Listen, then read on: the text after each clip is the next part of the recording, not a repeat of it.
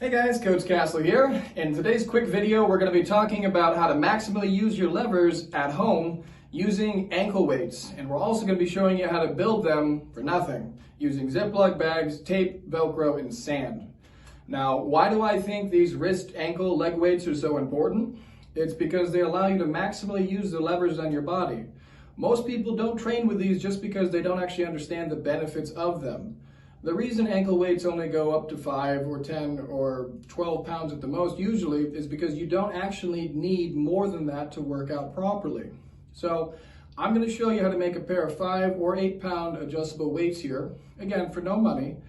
And the reason, again, they're so effective is because it's at the end of a very long lever. You can train most of the muscles on your body. I'll be showing you how to make them and then how to also train properly with them. I guarantee you, you don't need more than 5 or 8 pounds. And if you do, just double stack the weights on one limb. So anyways, for the part of the actual build, let's get into it now. So I have here in front of me, you can find these anywhere, Ziploc baggies. Tape, any kind of tape works. I'm just using duct tape. It's a white duct tape. Over here, I just have 2 squares of double-sided Velcro with sticky tape on the back, a tray to prevent myself from making a mess, and then over here, I just got some sand I went and picked up, along with a little pint cup.